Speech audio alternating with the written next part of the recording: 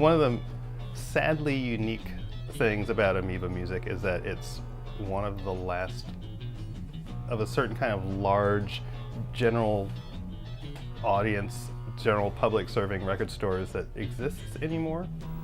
In 2015, there just aren't so many record stores left. Downloads certainly hurt this business, and as you know, it closed most record stores in the whole country, actually.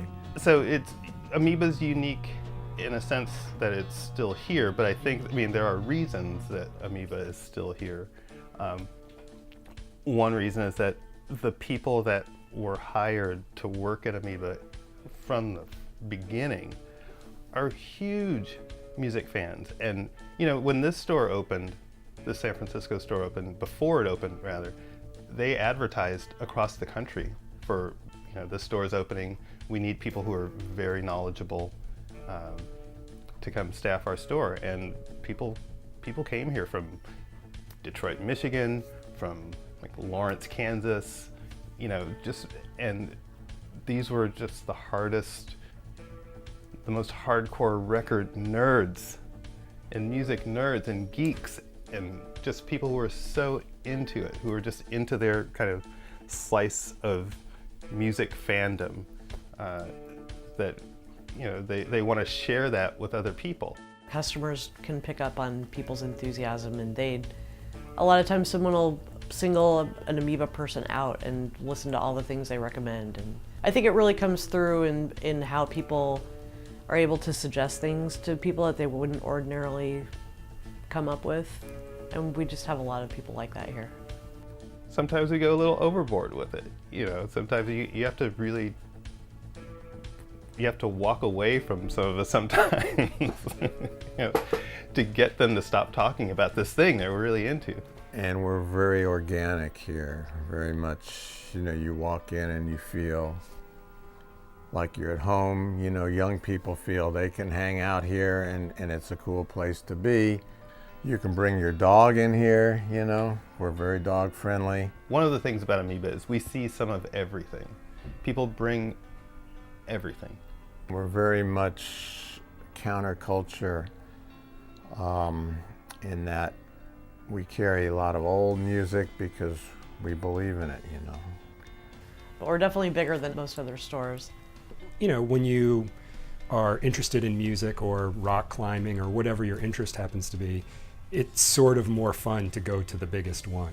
Amoeba, you know, is probably the best and biggest record store in the world, quite frankly. And so we're humbled to be that. I'm thrilled, and every day I look at it and say, boy, this is great.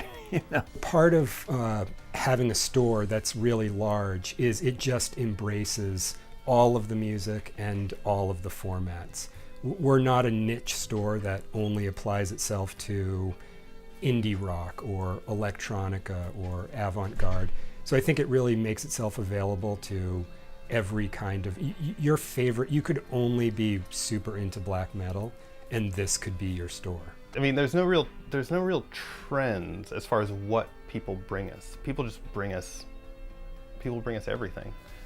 The only trend I can really see these days is a lot of people selling their CD collections to get store credit to buy records, vinyl records. And people can get pretty intense about it. You know, there are people who will spend hundreds and thousands of dollars for one record because it's the original first pressing of this thing.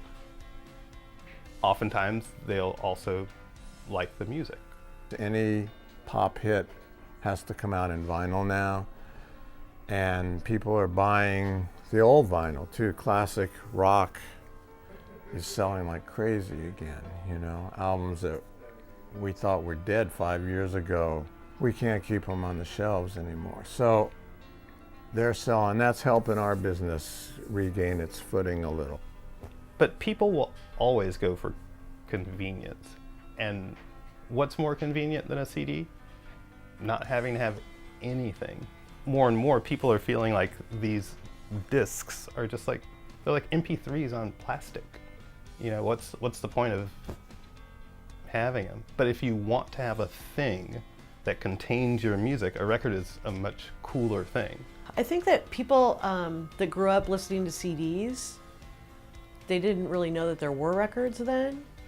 And I think that when they got older and started downloading things and maybe got rid of their CDs, they came back around to wanting an actual physical piece of art. It's more of a, it's less crisp and less compressed and more of just kind of an organic, as though you were, it's closer to the experience of live music. Just the physics of a needle in the groove of a piece of vinyl. It's gonna have some certain kind of resonance and distortion that in some instances comes across as just warmth. It's warmer, it's a warmer, rounder sound. It's not clearer, that's for sure, but it's warmer. And there's something to be said for that. You know, the crystal clarity of digital reproduction it's not as necessarily what the ear wants. We're selling more vinyl now than CDs, which is an amazing turnaround.